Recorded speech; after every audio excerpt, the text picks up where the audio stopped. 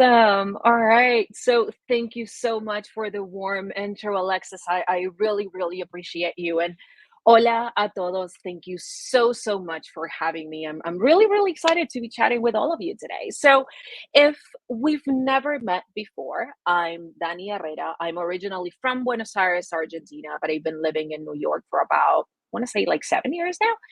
And my pronouns are she and her in English and ella in Spanish. And again, I'm super excited to be with all of you today. So, we actually have a lot to cover and we have very limited time together. So, I really want to go into it. But before we do, I want to make sure that you know that this is a safe space for you. So go ahead and do anything and everything that you need to do to get comfy. Go get your water, your cafecito, your lunch, depending on where you are located right now. And as a safe space, please know that all of your comments, your questions, your emotions, your emojis are more than welcome. I might not be able to follow up with the chat in real time, but we'll do our absolute best to leave time for Q&A at the very end of the session. All right, so let's get started. So, I think that I'm not breaking any news here, right? I think that we all know that 2020 was a reckoning year for everyone.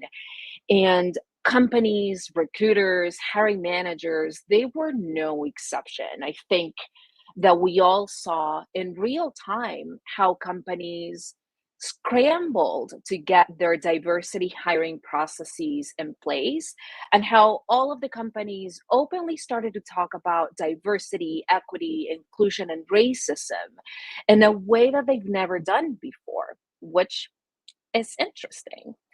And yet, this is what our industry diversity recruiting efforts look like in 2020.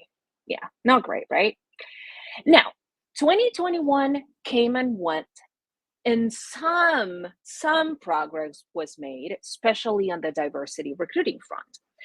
But even now, with all of this push for diversity hiring and diversity and inclusion, I know that we are not doing enough. And you know why? I know that numbers actually back me up on this. Only 50% of the 98% of companies that mention that they're fully committed to diversity and inclusion, only 50% of those companies have specific, intangible processes, systems, and goals in place for diversity recruiting. So, if diversity hiring and diversity and inclusion are so important, but processes and practices are not in place, are we making any progress? Are we making any sustainable change at all? I honestly have a lot of thoughts about that. I don't think that we have all of the time in the world to actually go through everything that I'm thinking about it. But if you've been following me in social media for a while, or maybe just recently, you've probably noticed or you probably heard me say before that diversity recruiting is not enough. And it's certainly not something that we can do in isolation. And more importantly, it cannot be the one and only thing that you do. Because hear me out for one moment. I think that we all know that recruiting and hiring and interviewing and getting offers, they have been very unintentional and uninclusive by design for way too long. And no diversity recruiting effort will ever be successful if they're not intentionally inclusive. And that means if we don't focus on equity, inclusion, and accessibility first and throughout the entire process. But what do I actually mean when I say that we need to focus on intentional recruiting or intentional hiring? So, being intentionally inclusive in any of your recruiting practices means that we need to purposely and consciously make the choice to challenge all of the inequities that we already have in place. It means that we need to learn how to embed inclusion, equity, and accessibility in your day to day and the way that you do your job. And honesty, every single step of the way. So, again, I know that we have very limited time together today. So, what I want to do is guide you through my building intentional hiring processes framework, so you can at least use it as inspiration, and then as you go back to your companies or to your teams, you can think about some of the ideas that you learned with me today, and you can see whether you can start implementing them with your teams. So go ahead and get your notepads and your screenshots ready, because we actually have a lot to cover today. So if you give me just 1 minute, I am so sorry. Actually, I think that we are having a little bit of a problem with the mic. So if you give me just 1 moment, Alexis, I don't know if you are there, but it seems that my screen kind of froze and I can't go back to my previous one. I am so sorry, everyone. We had a little bit of a thing with the system today. So give me just 1 minute. I am so sorry. So I'm just gonna skim over again. All right. So here we go. So again, what I want to do with you today is I want to go over the framework that I built, and we are going to skim through it because we have only just a few minutes, right? So I am not going to lie to you. Building intentionally inclusive hiring processes takes a lot of time, it takes a lot of effort, and it takes a lot of energy as well. And truly, there is no one size fits all solution. So before we even start revamping our processes, before we even start thinking about whether it is something that we want to do, I want you to be honest with yourselves, with your teams, with your candidates, with your hiring managers. And I want you to ask yourselves if you're ready to embark in this journey, because once you start, there is honestly no way back. And if the answer is yes, and it looks like unfortunately the GIF is not playing, honestly, I had such a fun presentation for all of you today, but it seems that it's not really working. But if the answer is yes, we are actually ready to move on to step number two. That wasn't that hard, right? Like the very first step was to ask ourselves if we are ready to get started. And as our friend Jonathan Van Ness is asking us to do in this GIF, that unfortunately is not working, the next step would be to step everything that we are doing. And the second step towards building more inclusive and equitable practices is to actually pause and review every single thing that you're doing. I would ask you to take the time to pause and review the way that you work. And by doing that, we will actually have the opportunity to identify some of the biases and some of the uninclusive practices that we've embedded in our processes without even realizing it. Now, this step will look very different for every single person in this room, but I just want to give you two examples so you know more or less what I mean, right? So, say that you are following up with an interview process. So, you're getting started and you want to interview candidates and you want to schedule interviews. Are you giving your candidates the opportunity to choose what sort of interviews work best for them? Are you asking them whether they prefer hopping on a phone call or on a video call? And even if it's a video call, are you giving them the option to be off camera, right, with their video off? Which all of those options are extremely important to be inclusive of candidates that are caretakers or neurodiverse candidates, or people honestly that just cannot afford to take off multiple hours just to meet with you. So that's only one of the things that I would ask you to think about. And yes, as you might imagine, minimizing biases and uninclusive practices is not a one and done deal, honestly. No matter how many times we've reviewed your processes or trained your teams, you will need to stay super, super vigilant and call things out as you move forward. So you can start implementing new practices, right? And again, unfortunately, the GIF I don't know, it doesn't seem to be working, but this is a lovely GIF by Lady Gaga, and I love her. But once you do all of that, and once you start reviewing all of those things and identifying biases, you will realize that you and your processes will need to remain as flexible as possible.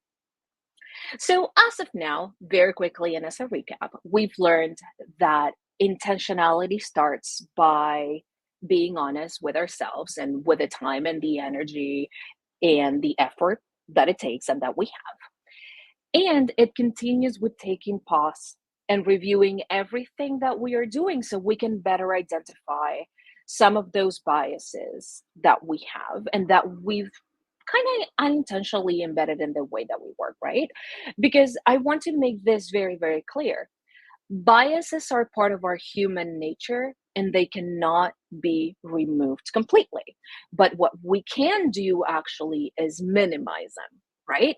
So for step number three, I would love for you to focus on mitigating those biases you've identified on step one and step two, and intentionally embed practices that will help you minimize those biases as much as you potentially can. So, again, of course, every single company, every single team is completely different. Everyone is at a completely different stage of their diversity and inclusion efforts. So, I brought a couple of tips that you can take with you after this presentation. So again, go ahead and take your screenshots and your notepads, right? So let me quickly say that every single one of those tips actually will require like a full presentation on its own, like a full hour on each and one of these. And this is not a comprehensive list, but again, it might help you get inspired, right? So these are just a few of the things that I would love for you to start thinking about when you start putting together an interview process. So, the first thing would be see if you can start structuring your interview process. And that means making sure that every person goes through the same steps, the same questions, and the same assignments, right? And then see if you can start using inclusive language pretty much everywhere and in everything that you have in your process. And then if you're doing video interviews, see if you can start using a neutral Zoom background and enabling closed captioning for pretty much everything in video. Now, again, unfortunately, it looks like the GIF is not working. This is probably, if you've seen Friends, this is the Friends GIF with a pivot and the sofa. I'm pretty sure that you're familiar with, and I'm so sorry that it's not working. But biases and uninclusive practices, they will actually pop up everywhere once you start reviewing your processes, but especially if you're dealing with legacy systems. And that means with systems that were created maybe, I don't know, like 5 years ago, 10 years ago, even longer than that. Or if you're following policies that no longer make sense, or maybe if your leadership team is not fully committed to diversity and inclusion, I know it's going to be hard to start going backwards or maybe starting to deconstruct all of those systems, right? And for that, you will need to be able to pivot multiple times. So, I know, believe me, I know that last step, step number four, it's probably the hardest all of all of the steps here. And I know that it's not easy to do because I know that challenging and deconstructing practices that have proven useful in the past or probably are useful now because you're still able to hire and interview talent is not easy to do. And it's not an easy sell for your executive team. But again, I brought a couple of ideas and a couple of things that might be able to help you get started with this process. So, again, these are just a few deconstruction challenges for you to keep in mind. Again, this is not a comprehensive list. Every single one of them might take a full hour to go over in detail. And again, some companies might already be doing this, some of them might not even know where to start. But some of these strategies might also need um, a little bit more effort on your end, and it might need a little bit of collaboration between some other departments as well. So, some of these cases might not be something that you can do on your own, because again, sometimes it actually only takes one person to start having this conversation with your teams. So for the first one, I know that not everybody agrees with me, but in my opinion, referral programs, they tend to be very uninclusive and inequitable by design. So if that's the case for you, if you kind of feel the same way, or if you're not sure, I would recommend pausing your referral program until you can figure the rest out, until you can figure out what's going on with your diversity and inclusion efforts company wide. Second, I would love for all of you to start reviewing your reasonable accommodation processes for your interviews, right? Again, this might not be something that you can start changing fully on your own, but if this is something that you would like to do, maybe this is something that you can ask your manager or your HR team or your diversity and inclusion team to start working on. And if you're still hiring based on cultural fit instead of cultural add, that's something that you might want to start looking into as well. And because I also like my tea extra hot, I would love to ask all of you to stop asking candidates for cover letters, thank you notes, and tailored resumes, especially if you don't need them, or especially if you don't read them, right? All right. I know that that was a lot. Again, we only had a very limited time together today. But then, again, just like recap, as a quick recap, I'm not going to lie. Committing to intentionality, inclusion, equity, and minimizing biases, it takes time. It will take effort on your time and in your energy as well. It might take a little bit of a budget sometimes as well, but it can be done. I can assure you that if your processes are and feel inclusive, they will have a positive impact on your candidate experience, on your employee experience, and your interviewing and hiring goals, and your attrition numbers, and your overall ED&I efforts as well.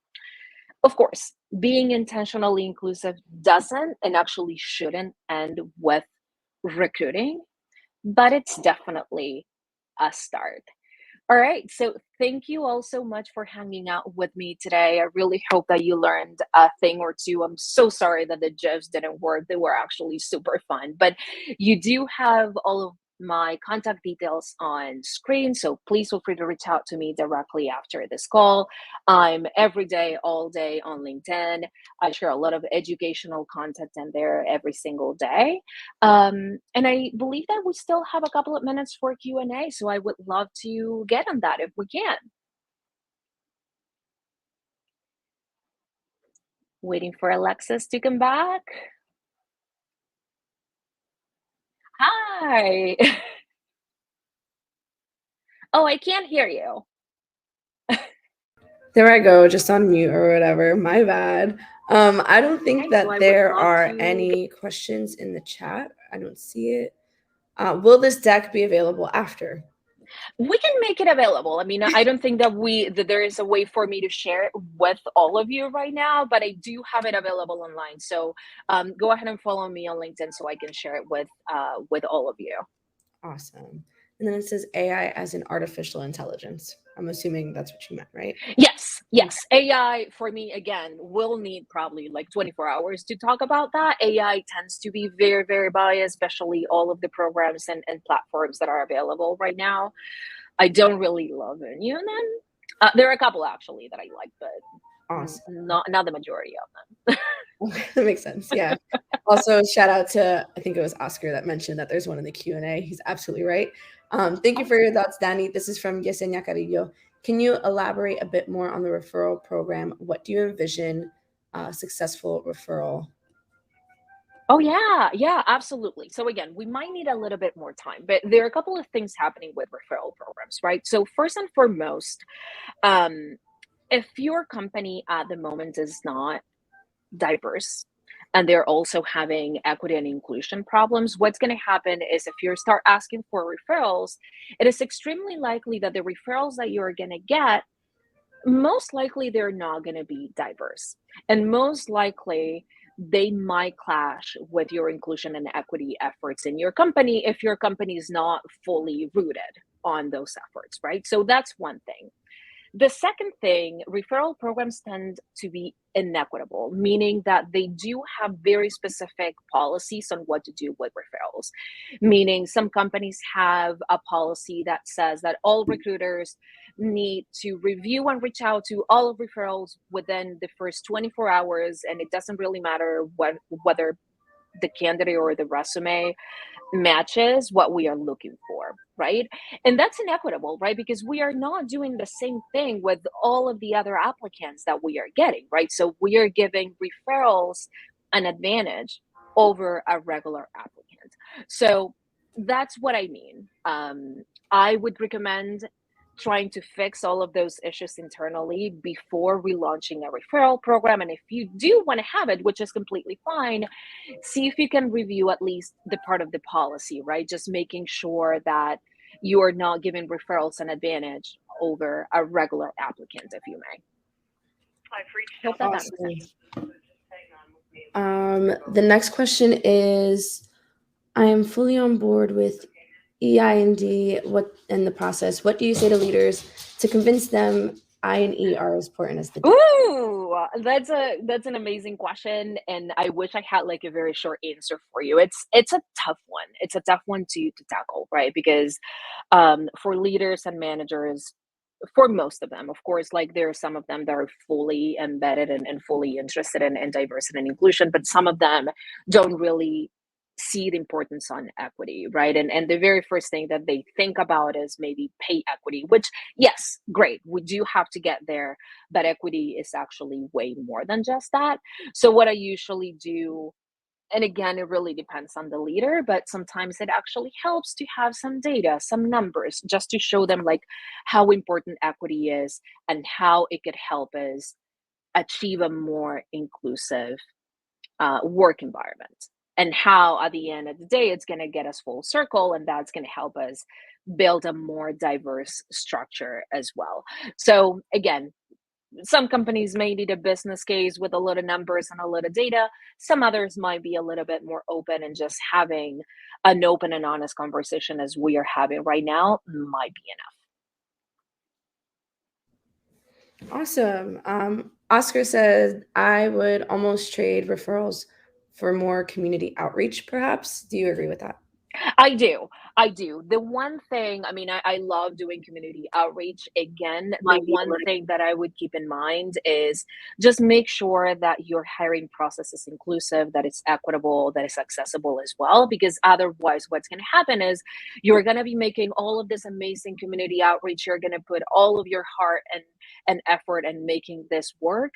And then you might be able to hire those very amazingly talented candidates, but they might end up leaving very soon because they're not welcome, they're not included in the company, right? So it's a lot of work and a lot of effort in different angles as well.